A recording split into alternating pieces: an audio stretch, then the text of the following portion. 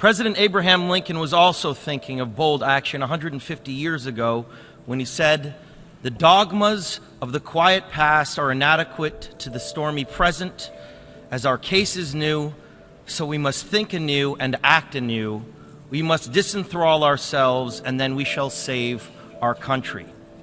He was speaking before the U.S. Congress to confront the defining issue of his time, slavery. Everyone knew it had to end, but no one had the political will to stop it. Remarkably, his words ring as true today when applied to the defining crisis of our time, climate change. As a UN messenger of peace, I have traveled all over the world for the last 2 years documenting how this crisis is changing the natural balance of our planet.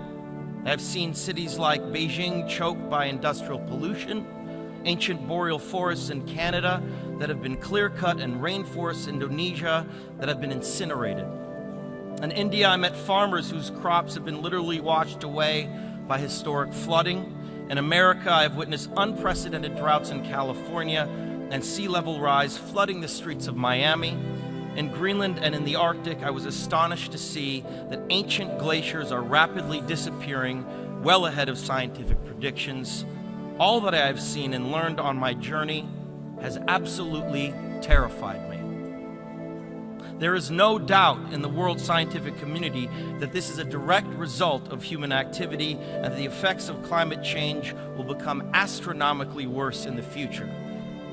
You know that climate change is happening faster than even the most pessimistic of scientists warned us decades ago. It has become a runaway freight train, bringing with it an impending disaster for all living things. Now think about the shame that each of us will carry when our children and grandchildren look back and realize that we had the means of stopping this devastation, but simply lacked the political will to do so. Our planet cannot be saved unless we leave fossil fuels in the ground where they belong.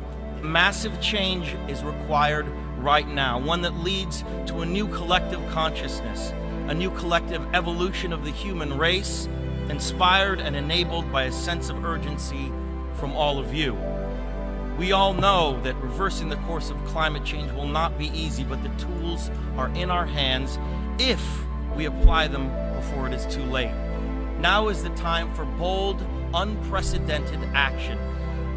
It is time to ask each other, which side of history will you be on?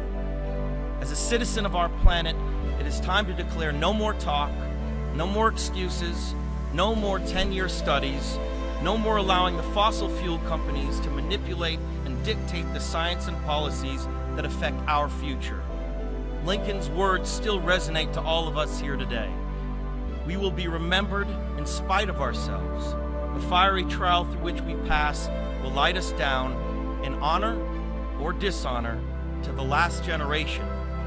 We shall nobly save or meanly lose the last best hope of Earth. That is our charge now.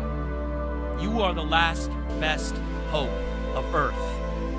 We ask you to protect it, or we and all living things we cherish are history.